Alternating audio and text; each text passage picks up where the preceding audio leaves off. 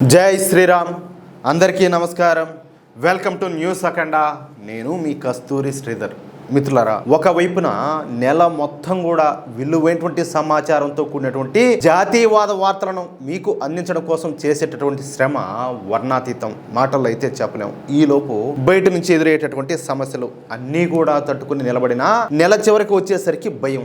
ఎందుకంటే జీతాలు ఒకవైపు, ఖర్చులు, ఇంకా సమకూర్చుకోవాల్సినటువంటి పరికరాలు ఎన్నో ఇంకెన్నో. ఆశయం గొప్పదైనా సరే ఆర్థిక కారణాల వల్ల వేగంగా ముందుకైతే అడుగులు వేయలేకపోతున్నాం. దయచేసి మీరందరూ కూడా చూసి చూడనట్లు వదిలేకుండా మా ఆవేదనను అర్థం చేసుకుని పెద్ద మనసుతో ప్రతి ఒక్కరూ మన ఛానల్ నిర్వహణకు, బలోపేతానికి మీ శక్తి మేరకు నెలలో ఒక్కసారి, అది ఎంత చిన్న మొత్తం అయినా సరే, ఆర్థిక సహకారం అందించి మమ్మల్ని ముందుకు నడిపించాలని చెప్పేసి పేరు పేరున మిమ్మల్ని అందరినీ కూడా కోరుతున్నాం. చెప్పా కదా, ఎవరు కూడా చూసి చూడనట్టు వదిలేదు. మీరు అందించే చిన్న సహాయం కూడా మాకు ఎంతగానో ఉపయోగపడుతుంది. స్క్రీన్ మీద వచ్చేసి క్యూఆర్ కోడ్ ఉంటుంది, దాన్ని స్కాన్ చేసినా పంపించవచ్చు. అలాగే కింద వచ్చేసి జీపే, అలాగే పేటిఎం నెంబర్ ఉంటుంది, దానికైనా కూడా మీరు అమౌంట్ పంపించవచ్చు. ఒకవేళ మీరు ఫోన్ పే ద్వారా పంపించాలనుకుంటే అదే నంబర్కు నాకు ఒకసారి కాల్ అయినా చేయండి, లేదా వాట్సాప్ లో మెసేజ్ చేసినా మీకు ఇంకొక నెంబర్ అయితే ఇస్తా. ఓకేనా? అలాగే కింద కామెంట్ బాక్స్ లో అకౌంట్ డీటెయిల్స్ కూడా ఉంటాయి. మీకు ఏ విధంగా వీలైతే ఆ విధంగా మీ శక్తి మేరకు సహాయాన్ని అందించాలని చెప్పేసి ప్రతి ఒక్కరిని కూడా కోరుకుంటున్నాం. సరే,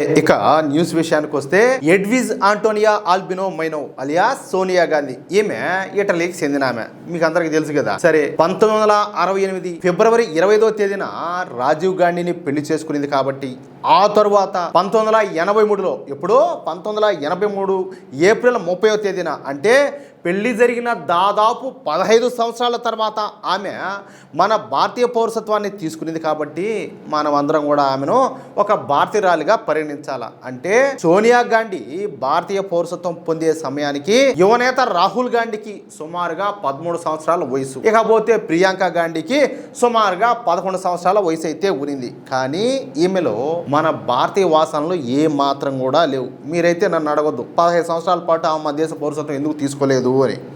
ఏమో ఆమెకు ఒకవేళ ఇష్టం లేదేమో, ఎట్టకేలకు ఆమె ఏదైనా అవసరాన్ని గుర్తించి తర్వాత ఏమైనా తీసుకునిందేమో, అది ఆవిడికే తెలియాల. ఇప్పటికి కూడా ఈవిడి గారికి మన భారతీయ ఆచార వ్యవహారాలు, సంస్కృతి సాంప్రదాయాలు ఏ మాత్రం కూడా తెలియదు. అసలు చెప్పాలంటే మన హిందువులంటే లెక్కేలే. ఎందుకంటే ఈవిడ క్రిస్టియన్ కదా. ఎంతసేపు కూడా ఓటు బ్యాంకు రాజకీయాలు చేస్తూ కాలం అయితే గడుపుతూ ఉంటుంది. ముస్లింలను నెత్తిన పెట్టుకుని రాజకీయాలన్నీ కూడా చేస్తూ ఉంటుంది. ఏం వాళ్ళ మీద ప్రేమేం కాదు, వాళ్ళు ఏదో గంప కొత్తగా మనకు ఓట్లు వేస్తూ ఉంటారు. ముస్లింలు అంటే వాళ్ళకి ఎవరికి చాలా మందికి బీజేపీ అంటే పడదు. కాబట్టి దాన్ని అడ్డం పెట్టుకుని ఈవిడ వాళ్ళకేదో అనుకూలంగా ఉన్నట్టు రాజకీయాలంతా కూడా చేస్తూ ఉంటుంది. ఈ క్రమంలోనే ఈ Sonia Gandhi the Indian express, the Hindu వంటి ఆంగ్ల పత్రికల్లో రాసినటువంటి ఒక వ్యాసంలో గాజా అంశం పైన కేంద్ర ప్రభుత్వం మాట్లాడకపోవడాన్ని తీవ్రంగా విమర్శించింది. గాజాలో జరుగుతున్నటువంటి హింసలో సాధారణ ప్రజలు, ముఖ్యంగా చిన్నారులు, అలాగే మహిళలు చనిపోతున్నా సరే మోడీ ప్రభుత్వం రాయిలాగా మౌనంగా ఉండటం నైతికంగా ఏ మాత్రం సమర్థించలేనిదని ఈ సోనియా గాంధీ అయితే పేర్కొనింది. చూడండి వాళ్ళ మీద ఎంత ప్రేమో. స్వాతంత్రం వచ్చినప్పటి నుంచి భారత్ ఎల్లప్పుడూ కూడా అణిచివేతకు గురవుతున్నటువంటి దేశాల పక్షాన నిలిచింది. కానీ ఇప్పుడు భారత్ ఆ మంచి విధానాన్ని వదిలేసిందని చెప్పేసి ఈ సోనియా గాంధీ విమర్శల మీద విమర్శలు చేసింది. అంతర్జాతీయంగా శాంతిని స్థాపించడంలో కీలక పాత్ర పోషించాల్సినటువంటి భారతదేశం ఇజ్రాయెల్ చేసినటువంటి దాడులపైన నిశ్శబ్దం వహించడం దేశ నైతిక విలువలకే విరుద్ధమని చెప్పేసి స్పష్టం చేసింది. 1938లోనే గాంధీ, ఎవరా చాలా మంది మహాత్మా గాంధీ అంటూ ఉంటారు చూడండి, ఆయన ఒక విషయం స్పష్టంగా చెప్పినారు.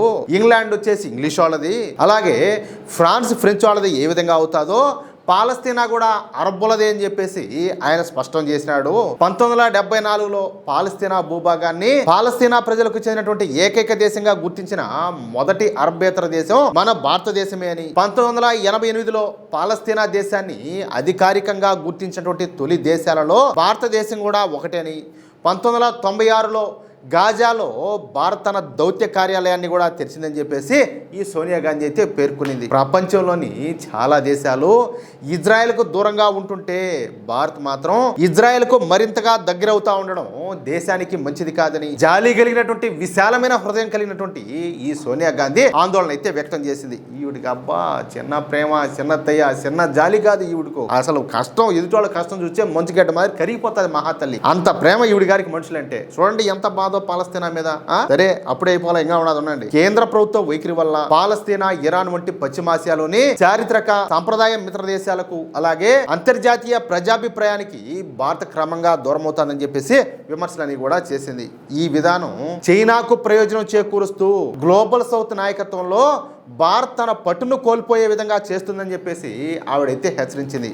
అంటే ఈవిడ గారు చెప్పడం ఏంటంటే, మన మోడీ ప్రభుత్వం ఇప్పుడు అనుసరిస్తున్నటువంటి విధానాలు చైనాకు ప్రయోజనం చేకూరుస్తాయంట. అవునా? మరి మీరు మీ కుటుంబస్తులు చైనాతో ఎందుకంత లాలూచి పెట్టుకుని అంత రాసుకొని పూసుకొని తిరుగుతూ ఉన్నారు? వాళ్ళ రాయబారులతో మీరు రహస్య మీటింగ్లన్నీ కూడా మీరు ఎందుకు పెట్టుకుంటా ఉన్నారు? మీ కొడుకు గారు చెప్పా పెట్టకుండా, అంటే పర్సనల్ సెక్యూరిటీస్ కూడా చెప్పకుండా ఎందుకు విదేశాలకు పోతా ఉంటాడు, వస్తూ ఉంటాడు? వాళ్ళతో ఎందుకు మీరు ఈ ములాఖాతులన్నీ కూడా పెట్టుకుంటా ఉంటారు? దాని గురించి మాట్లాడితే ఇంకా బాగుండు కదా. అలాగే ఈవిడ గారు మాట్లాడతా పాలస్తీనా ప్రజల హక్కులకు భారత మద్దతుగా నిలబడాలని, ఇజ్రాయెల్ పాలస్తీనా రెండు కూడా వేరువేరు దేశాలుగా శాంతిగా ఉండేలా పరిష్కారం రావాలని, ఈ విషయంలో భారత ముందు నుంచి పాటిస్తున్నటువంటి పాత విధానాన్ని మళ్ళీ కొనసాగించాలని చెప్పేసి కోరింది. గాజా విషయంలో ప్రపంచంలోని చాలా దేశాలు స్పందిస్తున్నా సరే భారత్ మాత్రం మౌనంగా ఉంటుందని, ఈ వైఖరి వల్ల పాలస్తీనా అలాగే ఇరాన్ వంటి సాంప్రదాయ మిత్ర దేశాలతో భారత్ సంబంధాలు దెబ్బతిన్నాయని, ఇది పాకిస్తాన్కు మధ్యవర్తిగా ఎదిగేటటువంటి అవకాశం కల్పించిందని ఈ సోనియా గాంధీ తెగ బాధపడిపోయింది. మామూలు బాధ కాదులే. సోనియా గాంధీ వ్యాసం ప్రచురితమైనటువంటి వెంటనే బీజేపీ జాతీయ ప్రతినిధి షహజాద్ పూనేవాలా విలేకరుల సమావేశంలో ఈ కాంగ్రెస్ పార్టీ యొక్క వైఖరిని తీవ్రంగా ఎండగట్టాడు. కాంగ్రెస్ పార్టీ విదేశాంగ విధానాన్ని కూడా కేవలం ఓటు బ్యాంకు లెక్కల కోసమే వాడుకుంటుందని, అంతర్జాతీయ వ్యూహాత్మక ప్రయోజనాల కంటే దేశంలో ఉన్నటువంటి ఒక వర్గం ఓట్లను ఆకట్టుకోవడానికే కాంగ్రెస్ విదేశాంగ విధానాన్ని వాడుకుంటుందని బీజేపీ జాతీయ అధికార ప్రతినిధి అయినటువంటి షహజాద్ పూనేవాలా ఆరోపణలు అయితే చేశాడు.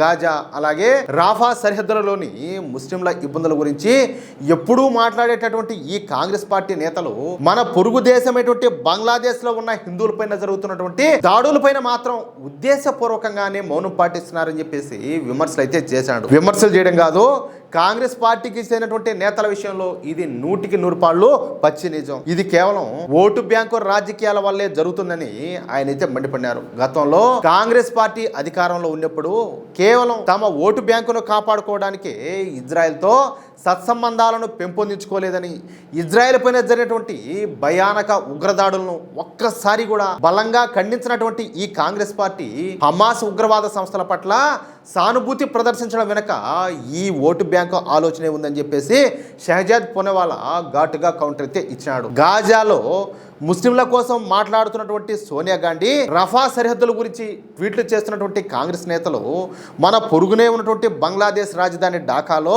హిందువులపైన జరుగుతున్నటువంటి దాడులు, వారి దుస్థితి పైన ఎందుకు మౌనం పాటిస్తున్నారని ఆయన అయితే ప్రశ్నించారు. ఎందుకంటే వాళ్ళు హిందువులు కదా, వాళ్ళు ఏం చేసినా కూడా చాలా మంది గొర్రెలు ఉంటారు, వాళ్ళల్లో గుడ్డిగా వచ్చి ఓట్లు వేస్తా ఉంటారు. ఏదో నువ్వు ఓటుకి ఎంత అని చెప్పి డబ్బులు ఇచ్చినా, లేకపోతే వాళ్ళకి ఏదో ఉచిత హామీ పథకాలు చెప్పినా సరే వాళ్ళు ఏదో ఓట్లేసి సైలెంట్ అయిపోతారు. కానీ వీళ్ళంతా అట్లా కాదు. వాళ్ళ మతం గురించి హిందువుల కంటే ఇంకా ఎక్కువగా ఆలోచన చేయగలుగుతారు. కాబట్టి వీళ్ళు అమారిగా గుడ్డిగా ఓట్లేరు. వాళ్ళ కోసం ఎవరైతే నిలబడతారో వాళ్ళకే వీళ్ళు ఓట్లేస్తారు. కాబట్టి కాంగ్రెస్ పార్టీ ఈ ముస్లింలకే సపోర్ట్ చేస్తూ ఉంటది. ఇకపోతే భారత ప్రభుత్వం గాజా అలాగే పాలస్తీనా విషయంలో భారత ప్రభుత్వం ఎప్పుడు కూడా స్పష్టమైన సమతుల్యమైనటువంటి వైఖరిని తీసుకుందని, గాజాలో వెంటనే కాల్పుల విరమణ జరగాలని చెప్పేసి ఐక్యరాజ్య సమితిలో వచ్చినటువంటి తీర్మానానికి భారత మద్దతుగా ఓటు వేశారని చెప్పేసి గుర్తు చేశారు. గాజా ప్రజల కోసం మన భారత ప్రభుత్వం నిరంతరం కూడా మానవతా సహాయాన్ని, మందులను పంపుతుందని, నరేంద్ర మోడీ హయాంలో భారత్ అటు ఇజ్రాయెల్తోనూ ఇటు పాలస్తీనాతోనూ ఒకే సమయంలో సత్సంబంధాలను కొనసాగిస్తోందని,